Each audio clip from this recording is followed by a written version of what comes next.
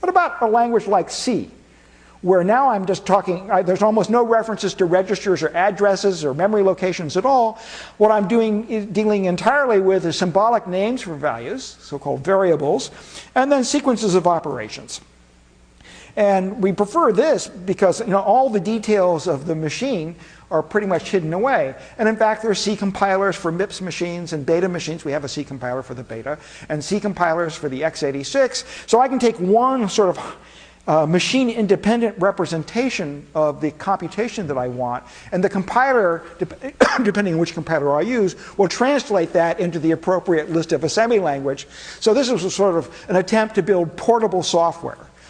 And the guys who invented C down in Belgium, so Fortran was one of the earlier examples of a machine-independent, notation for a sequence of operations on values. C was invented in the 70s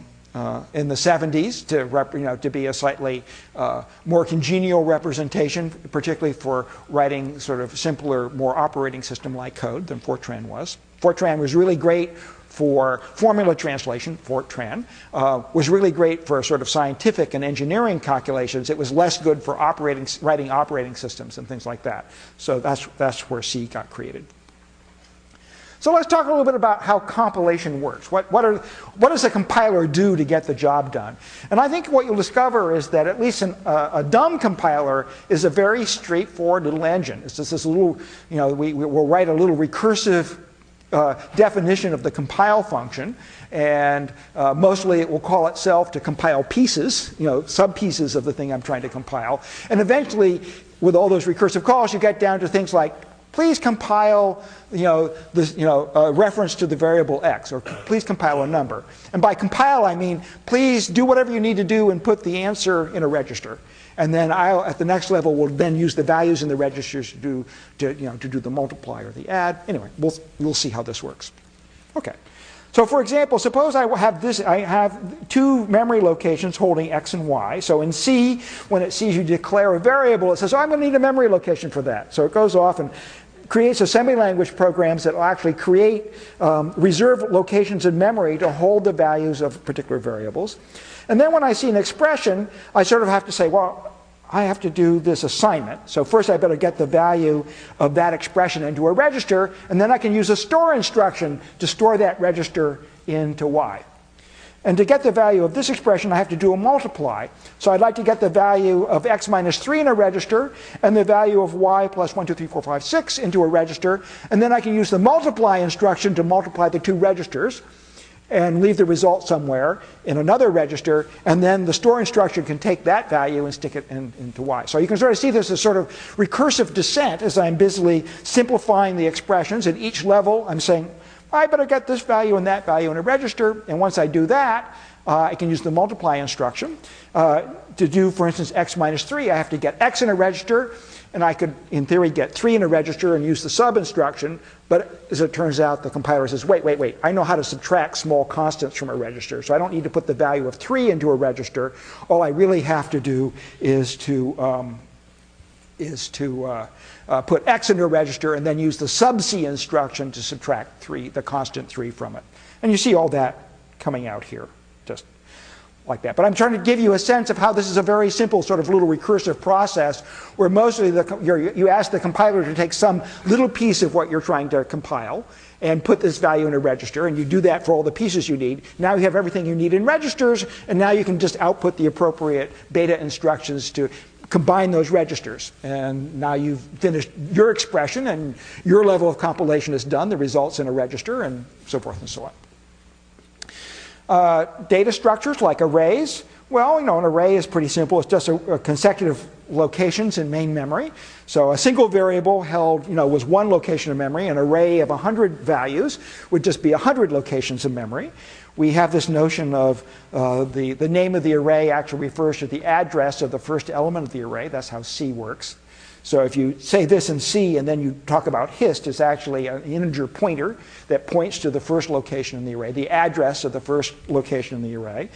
And then when I do index into array, I have to take this number, whatever score is, and convert it into the appropriate address. Well, each location takes 4 bytes, so I have to multiply my score value by 4 to turn it into an offset from the beginning of the array, and that gives the address of the memory location I need to access.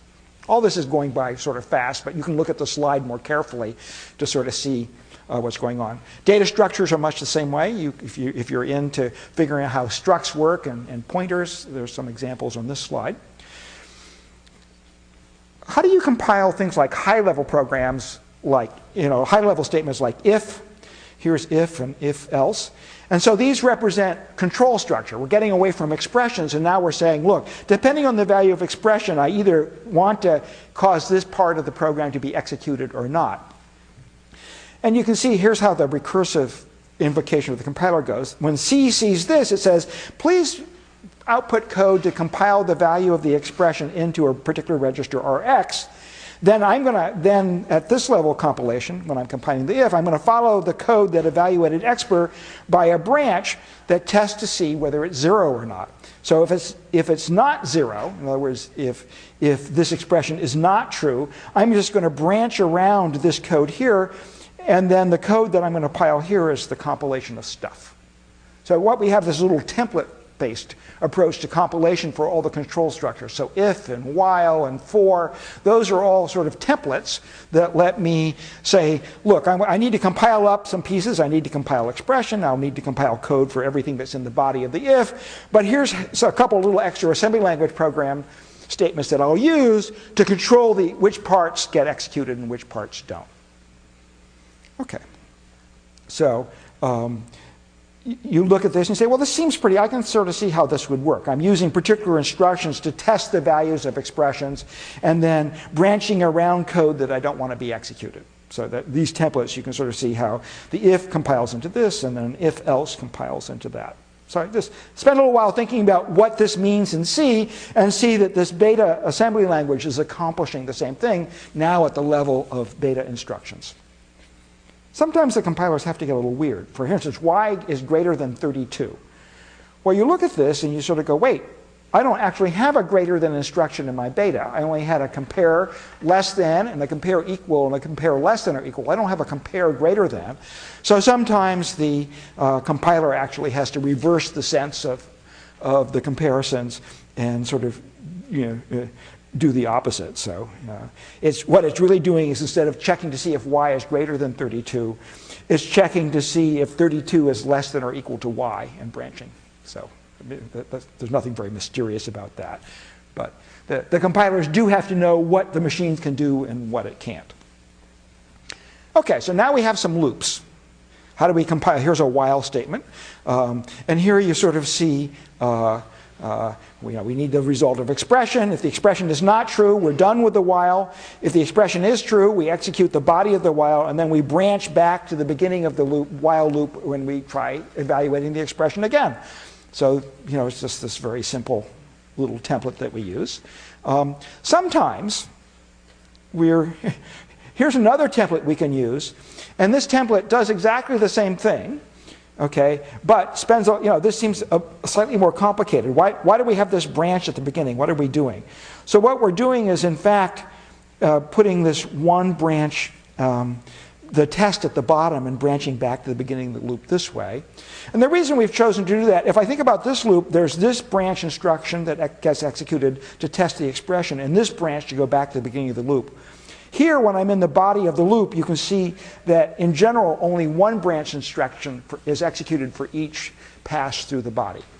You can say, this is a lot of work. It's a little weird. Why is that template actually has one fewer instructions, one fewer branch instruction for each iteration of the loop?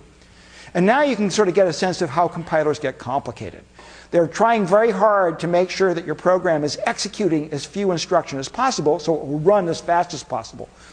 And nowadays, optimizing compilers are really much cleverer than you and I are, and they're able to take your high-level program and figure out all sorts of optimizations in order that you execute as few instructions as you need. It doesn't do a lot of gratuitous extra execution if it can help it. So these optimizing compilers are really quite good.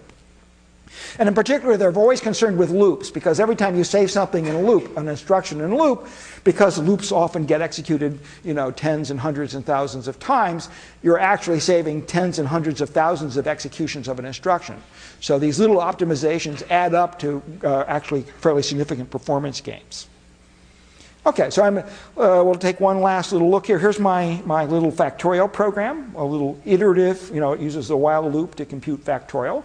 And here's a very straightforward translation, sort of statement by statement, okay, of a particular C statement using the templates in the case of the while, or using our little expression technology for compiling expressions, R equals R times N. Well, I have to load N into R1. And I have to load R into R3, then I can multiply them together. So I've now evaluated this R times N, and I restore the result back in R, for example. Okay, if I look at this, there's 11 instructions in that loop. But if you gave it to any self-respecting C compiler, it would do a much better job. It would notice some things, improvements it could make to that assembly language code. Okay, and it's these little improvements that actually result in why we tend to use compilers even for very high performance code, because they're very good at these optimizations. So we take these 11 instructions and say, okay, well, I'm going to be doing a lot of factorial. I wish I could run my program 2 or 3 times faster. Is there something I can do? Are there ways of rewriting this assembly language to get the same effect, but to do fewer instructions? Well, the first thing we can do is to keep value, instead of getting a value from memory, manipulating it and storing it back into memory, I can just move it into the registers once and just keep the value in a register. So this register allocation, this notion of saying, can a value live in a register? So here the compiler has chosen to put the values of N and R into 2 registers, and now the loop just refers to the registers for the values of N and R. And when the loop is done, it takes the final values of the registers and put them back into memory, because just in case there's more things that refer to N and R down here, we have to have the correct values. But while I'm in the loop, I'm referring only to register values. So I've gotten rid of all the loads and stores.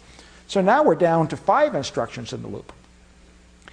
And now we're going to do that sort of this little optimization around while, where we've managed now to only have a single branch inside the while loop, not 2 branches, a single branch. So we've gone from 11 instructions down to 3 instructions in my loop. My program is almost 4 times faster as a result of just making some observations about how to compile loops a little bit more cleverly. So that's pretty neat. It turns out that factorial, the numbers get big quickly, so it'll in fact overflow the 32-bit representation even with small arguments, but that's sort of an aside. But the thing I want you to notice is that with an optimizing compiler can actually do a pretty good job. You take a relatively dumb program where you're just saying, look, take the values of N and R, who cares where they live? And since the compiler has the choice about where they live, it can be very clever about them and actually produce programs that are actually fairly highly optimized.